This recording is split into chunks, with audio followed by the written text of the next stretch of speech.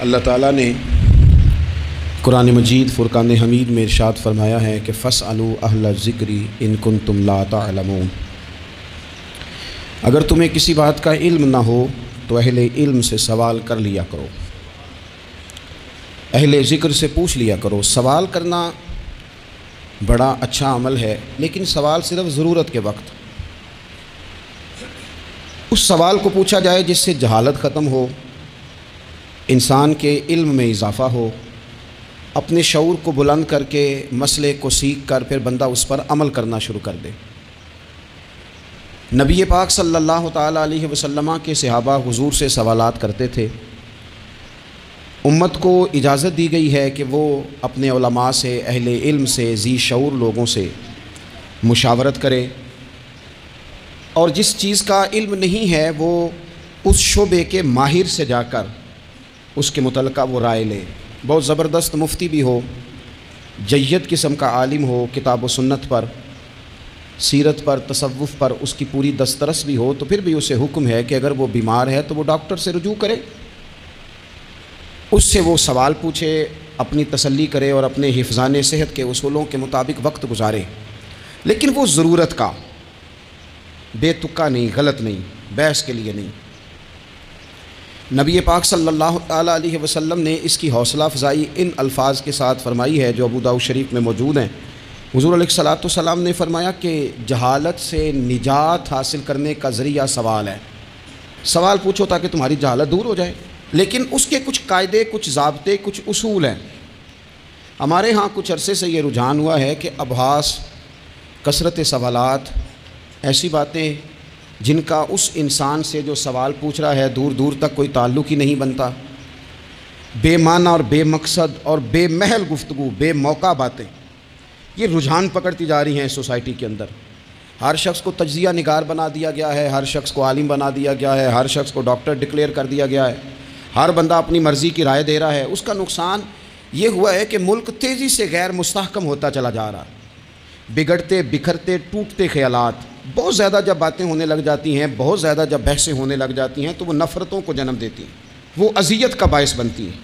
قرآن مجید فرقان حمید آپ دیکھیے تو سورہ بقرہ میں سے جو آیہ کریمہ میں نے آج تلاوت کی ہے خطبے میں، اس میں اللہ تعالیٰ نے فرمایا ام تریدون ان تسألوا رسولکم کما سئل موسیٰ من قبل، کیا تم میرے نبی پاک علیہ السلام سے بھی اسی طرح ہی سوال کرنا چاہتے ہو جس طرح حضرت موسیٰ کی قوم نے ان سے کیے تھے؟ جس طرح پہلے حضرت موسیٰ علیہ السلام سے سوال کیا گیا تھا، تم بھی میرے رسول سے اسی طرح سوال کرنے کا ارادہ رکھتے ہو؟ کبھی بنی اسرائیل والوں نے کہا کہ ہمیں پتھر سے پانی نکال کے دیا جائے، کبھی کہا کہ ہمیں کھانا من و سلوہ دیا جائے، کبھی کہا کہ ہم اس وقت مانیں گے جب رب کو اعلانیہ دیکھ لیں گے۔ کیا تم میرے رسول سے بھی اسی طرح ہی سوال جواب کرنا چاہتے ہو؟ ضرورت کے لیے سوال ضرور کریں، یہ پہلا ہی سپارہ ہے۔ حضرت موسیٰ علیہ السلام کا زمانہ مبارکہ ہے، ایک شخص نے اپنے کزن کو، اپنے چچا کے بیٹے کو، چچا زاد کو قتل کر دیا اور خود ہی اس کا مدعی بن کے حضرت موسیٰ کے پاس آیا کہ بتائیے جناب میرے اس بھائی کو کس نے قتل کیا ہے؟ حضرت موسیٰ نے ایک سادی سی بات کی، کیا فرمایا؟ وَإِذْ قَالَ مُوسَىٰ لِقَوْمِهِ إِنَّ اللَّهَ يَأْمُرُكُمْ أَن تَذْبَحُوا بَقَرَةً۔ حضرت موسیٰ علیہ السلام نے اپنی قوم سے کہا کہ اللہ تمہیں حکم دیتا ہے کہ ایک گائے ذبح کرو، گائے کا کچھ حصہ مقتول کو مارو، وہ خود اٹھ کے بتا دے گا مجھے کس نے قتل کیا ہے۔ یہ پہلا سپارہ ہے قرآن مجید کا، آپ اس کو دیکھ لیں، یہ آیت نمبر 67 سے شروع ہو رہا ہے۔ تو اب وہ چونکہ ذبح کرنا نہیں چاہ رہا تھا، اس کو پتا تھا کہ مجرم تو میں خود ہوں، وہ ذبح چونکہ کرنا نہیں چاہ رہا تھا تو اس سے کہا کہ مارو ایک حصہ گائے کا، اس کو تو یہ اٹھ کے بتا دے گا۔ تو اس نے جواب کیا دیا؟ قالوا اتتخذون ہزوا، یعنی لگا آپ میرے ساتھ مذاق کرتے ہیں، کبھی ایسا بھی ہوا ہے؟ قال اعوذ باللہ ان اکون من الجاہلین، حضرت موسیٰ علیہ السلام فرمانے لگے میں اللہ کی پناہ مانگتا ہوں میں جاہلوں میں سے ہو جاؤں۔ ہر وقت مذاق کرتے رہنا یہ تو جاہلوں کا طریقہ ہے۔ کن کا ہے؟ حضرت موسیٰ نے کہا ہے، قرآن پاک ہے۔ ہر وقت مذاق کرتے رہنا، خوش طبی اور چیز ہے، مسکراتے رہنا، لیکن کسی کا مذاق ہر وقت اڑاتے رہنا کن کا طریقہ ہے؟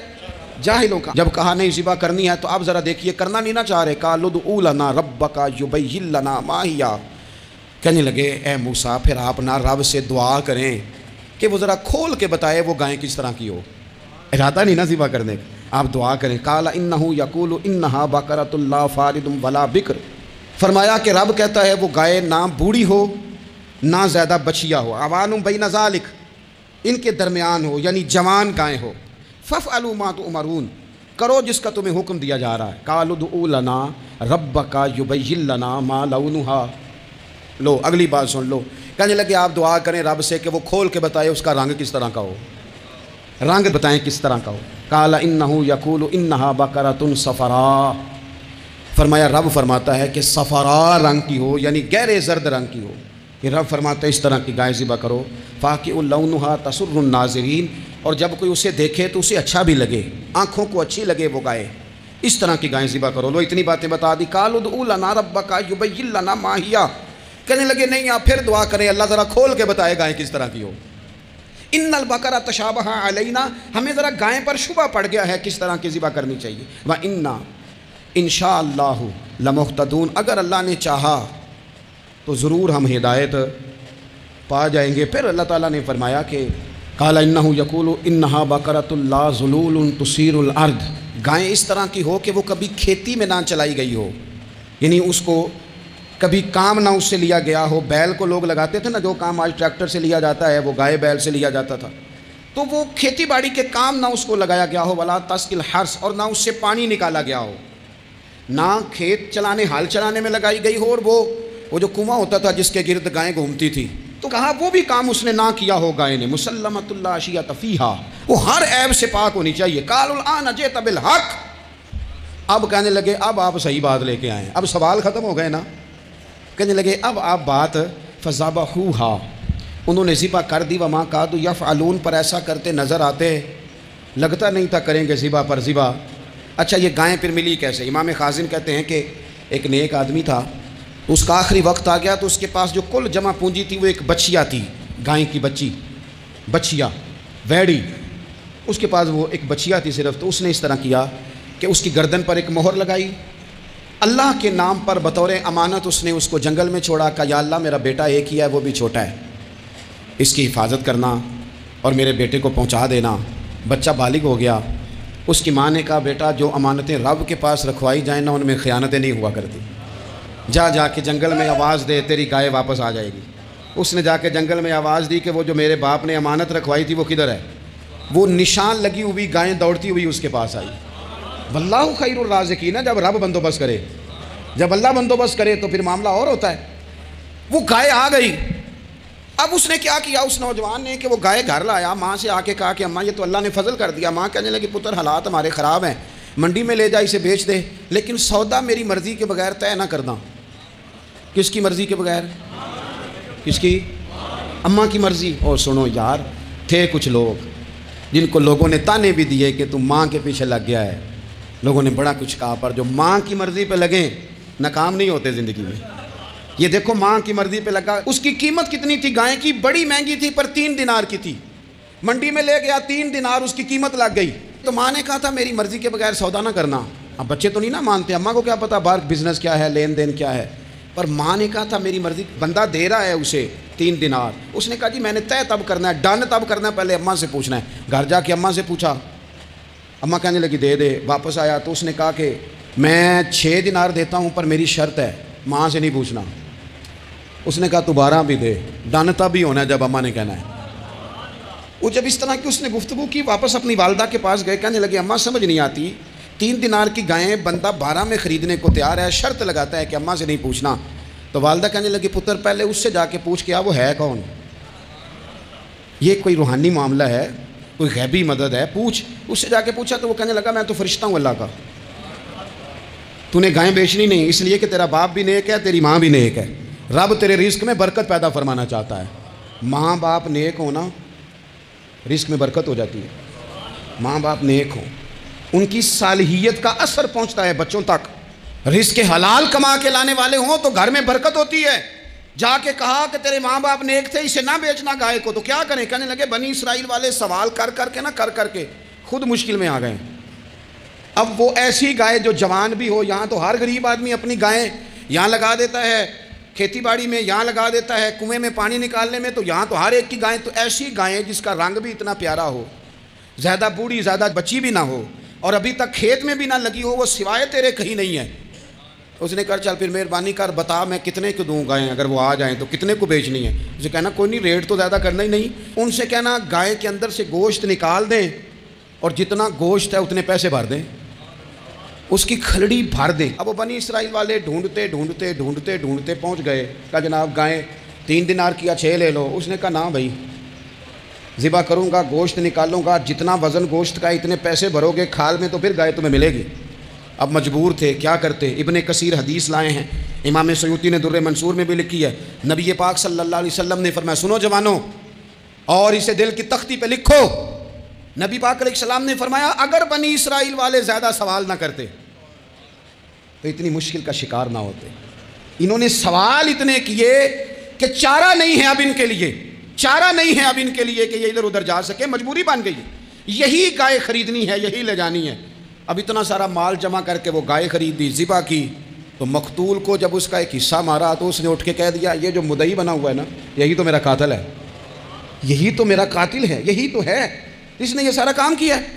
تو زیادہ سوالات کرنا، بہت زیادہ سوالات کرنا، ہر وقت بحث میں رہنا، نبی پاک صلی اللہ تعالیٰ علیہ وسلم نے منع فرمایا، اور میرے رسول پاک علیہ السلام نے فرمایا یاد رکھو 3 چیزوں سے ہمیشہ بچو، بخاری مسلم میں موجود ہے۔ ایک تو فرمایا کثرت کیلو کال سے بچو، زیادہ بحث نہ کرو، اور دوسرا حضور علیہ السلام نے فرمایا مال کو ضائع کرنے سے بچو، اور تیسرا فرمایا زیادہ سوال نہ کیا کرو، زیادہ سوال نہ کیا کرو۔ ایک مقام پہ نبی پاک علیہ السلام نے فرمایا حج فرض ہے۔ ایک صاحب نے اٹھ کے پوچھا حضور ہر سال؟ حضور خاموش ہو گئے۔ پھر پوچھا حضور ہر سال؟ سرکار خاموش ہو گئے۔ تیسری بار پھر پوچھا حضور ہر سال؟ نبی پاک علیہ السلام نے فرمایا زیادہ سوال نہ کیا کرو، میرے منہ سے نکل جاتا نا ہر سال فرض ہے تو رب نے ہر سال فرض کر دینا تھا، تمہارے لیے مشکل ہوتی۔ اور فرمایا جس چیز کے لیے میں تمہیں حکم دوں وہ کر دیا کرو، اور جس چیز میں تمہیں آزاد کر دوں اس میں آزاد ہو جایا کرو، زیادہ باریکیوں میں نہ جایا کرو۔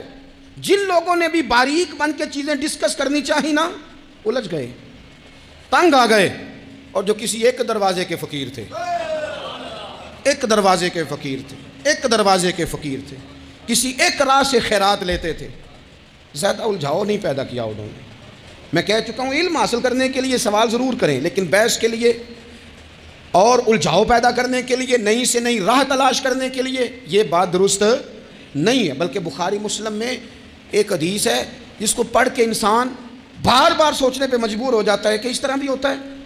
حضرت انس بن مالک رضی اللہ تعالیٰ عنہ ارشاد فرماتے ہیں ہم سب حضور کی بارگاہ میں بیٹھے تھے، بخاری مسلم ہے، نبی پاک علیہ السلام تشریف فرما تھے، حضور کی عادت مبارکہ تھی جہاں موقع آیا حضور بیٹھ گئے، حضور زمین پہ جلوہ فراز تھے، صحابہ کرام نے سوال پوچھنے شروع کیے، سوال پوچھنے شروع کیے، یہ بھی بتائیں یہ بھی بتائیں۔ کچھ نوجوان تھے انہوں نے کچھ سوالات شروع کیے، انہوں نے بہت زیادہ سوالات کیے کثرت سے۔ تو حضرت انس بن مالک رضی اللہ تعالیٰ عنہ فرماتے ہیں بہت سوالات، جب زیادہ سوال ہو گئے نا اللہ کے رسول صلی اللہ علیہ وسلم اٹھ کے نا ممبر پہ بیٹھ گئے، فرمایا پوچھو جو تمہارا جی چاہتا ہے میں بتاؤں گا، پوچھو، کرو سوال کرو۔ ایک شخص نے اٹھ کے عرض کی یا رسول اللہ میرا باپ کون ہے؟ فرمایا حذیفہ۔ 2 لوگ اور اٹھے یا رسول اللہ ہمیں لوگ تانے دیتے ہیں ہمارا باپ، فرمایا تمہارا باپ وہی ہے جس کی طرف تم منسوب ہو، اسی باپ کی جائز اولاد ہو۔ ایک بندہ اور اٹھا، اس کا لہجہ بھی کچھ اس طرح کا تھا، کہنے لگا حضور میں جنت میں جاؤں گا کہ جہنم میں؟ کئی دفعہ نا چیزیں راز میں رہیں تو وہ ٹھیک رہتی ہیں، لیکن جن کو راز کھولنے کا شوق ہو ان کے اپنے بھی کھل جایا کرتے ہیں، ان کے کھل جاتے ہیں پھر وہ تکلیف میں آتے ہیں۔ یاد رکھیں حضور میں جنت میں جاؤں گا کہ جہنم میں؟ حضرت انس بن مالک کہتے ہیں کریم بولے، مور لگنے لگی، ہم کانپنے لگے۔ حضور نے فرمایا تو جہنم میں جائے گا، دوزخی ہے تو۔ بس جب وہ سناٹا چھا گیا، اب ڈر تھا کہ کچھ اور باتیں نہ، یہ کثرت سوالات کی وجہ سے حضور ناراض ہو گئے۔ کہتے ہیں فٹافٹ حضرت عمر اٹھے، فٹافٹ، اور کوئی معافی نہیں مانگی، کوئی بات نہیں کی، جناب عمر تھے نا، آئے عمر تیرے جملوں پہ مر جاؤں، ان راہوں پہ قربان جہاں سے عمر چلتے تھے، ہر حکمران تیری بات کرتا ہے پر عمر تیرے ایک ایک فیصلے پہ میری اولادیں قربان۔ ایسا بھی شخص کوئی پلٹ کے دنیا میں آئے گا جیسا خطاب کے گھر عمر پیدا ہوا۔ حضرت فاروق اعظم اٹھے، یوں ہاتھ باندھے، رو پڑے، کہنے لگے نہ حضور نہ، رضیت باللہ ربا وبالاسلام دینا وبسیدنا ومولانا محمد نبیا ورسولا۔ حضور ہم بڑے راضی ہیں کہ اللہ ہمارا رب ہے، سونیا بڑے راضی ہیں کہ دین ہمارا اسلام ہے، یا رسول اللہ ہم بڑے راضی ہیں کہ اللہ نے آپ کو ہمارا نبی بنا کے بھیجا ہے۔ حضور بڑے یوں ہاتھ باندھے، نہ ساڈا بولے چولے معاف کری، غلطی ہو گئی حضور جوانوں سے، نہیں ایسا حضور نہ، اس سے زیادہ کوئی پردہ نہ کھول جائے کہ رضیت باللہ ربا وبالاسلام دینا وبسیدنا ومولانا محمد نبی و رسولا۔ وہ ضرورت کے لیے سوال ضرور پوچھا جائے، حضور پسند کرتے تھے، لیکن بحث میں الجھ جانا، ہر وقت دین کو تختہ مشق بنا لینا، ہر وقت میرا دل تڑپتا ہے، کبھی کبھی سوچتا ہوں یہ میرے نبی پاک کا دین ہے، کیا یہ صرف دنیا میں بحث کے لیے آیا ہے؟ جس کو 4 لفظ آئے اس نے میرے حضور کے دین کو ذریعہ بحث بنا لیا۔ صبح بھی بحثیں، شام بھی بحثیں۔ کریم محبوب علیہ السلام نے جو طائف میں روڑے کھائے تھے وہ اس لیے کہ امت بیٹھ کے بحثیں کرے، اس لیے امام علی مقام نے سارا گھرانہ کربلا میں دے دیا کہ تم بحثیں کرو۔ عمل کب کریں گے؟ کرو بحث، صبح بھی کرو، ہر بندہ کرے، مولوی بھی کرے، مفتی بھی کرے، مناظر بھی کرے، اور چلو علماء تو کبھی اعلاء کلمت الحق کے لیے کوئی گفتگو کر بھی لیں، ہر چوک چراہے میں بحث، ہر جگہ مناظرہ۔ خدا را بلا ضرورت تو چھوڑ دیں، بلا وجہ تو چھوڑ دیں، کبھی تو مان کر چلنے کا مزاج بنا لیں، کبھی تو قبول کر لیں۔ یا رسول اللہ رضیت باللہ ربا وبالاسلام دینا وبسیدنا ومولانا محمد نبی و رسولا۔ حضور بڑے راضی ہیں کہ اللہ ہمارا رب ہے، اسلام ہمارا دین ہے، آپ ہمارے نبی ہیں۔ حضور ہم بڑے ہی راضی ہیں، ہم پر کرم نوازی ہو جائے۔ حضور نے فرمایا عمر بیٹھ جا، اللہ تیرے اوپر رحم فرمائے۔ عمر بیٹھ جانا، رب تیرے اوپر رحم فرمائے۔ اور پھر فرمایا عمر یہ رب نے تجھے ہی توفیق دی ہے، یہ تجھے توفیق ملی ہے۔ تو اتنی زیادہ بحثیں۔ میں کبھی کبھی کچھ سوالوں کے جواب دینے کو جی نہیں نہ چاہتا۔ آپ جو سوال کر رہے ہیں وہ پتہ ہے حضور کے ایک عظیم صحابی کے بارے میں کر رہے ہیں، آپ ان پر بحث کرنا چاہتے ہیں، آپ ان کو تختہ مشق بنانا چاہتے ہیں؟ جی نہیں کرتا، وہ ہستی اونچی ہے، نہ بھائی نہ، دل نہیں مانتا، خیال نہیں پیدا ہوتا۔ ہم تو ان بزرگوں کے ماننے والے ہیں جو حضور کی ازواج کا اور 4 بیٹیوں کا نام لیتے تھے تو وضو کر کے لیتے تھے، وہ تو باتیں کرتے تھے تو ڈر ڈر کے کرتے تھے، کہتے تھے توبہ توبہ توبہ۔ ہم کہاں اور وہ لوگ کہاں؟ لیکن آج ہر آدمی کو بحث کا شوق آیا ہے، ہر شخص ہے جو کہتا ہے مجھے بھی 3 باتیں آتی ہیں، میں بھی تھوڑا سا مفتی ہوں، میری بھی سن لو۔ اپنی زندگی میں اتنا دروازہ بحث کا نہ کھولیں، اتنا الجھاؤ نہ پیدا کریں، اور ایسے بے جا لا یعنی اور بے مقصد سوالات سے اپنے آپ کو بچائیں جن میں انسان پڑھے تو اس کے لیے الجھاؤ بڑھ جائے۔ بعض سوالات ایسے بھی حضور سے کیے گئے کہ سرکار نے ان پر سخت ناراضگی کا اظہار فرمایا، اور میں اس سوال کی کیا حاجت؟ تو میں آپ سے گزارش کروں گا سیکھنے کے لیے مسئلہ ضرور پوچھیں، سیکھنے کے لیے۔ اب بہت ساری ایسی چیزیں ہیں جن کا قبر میں ہم سے کوئی سوال نہیں ہوگا، لیکن صبح شام بحث ہوتی ہے اس پہ، ہمارا کوئی اس مسئلے میں لینا دینا نہیں، لیکن ہم بحث کرنے کو صبح و شام تیار ہیں۔ اللہ تعالیٰ بابا فرید الدین مسعود گنج شکر، داتا علی حجویری اور ان مشائخ اور ان بزرگوں کی اس دھرتی پر فضل فرمائے، اور اس وطن کو اللہ قیامت کی صبح تک آباد فرمائے۔ آخر دعوانا ان الحمد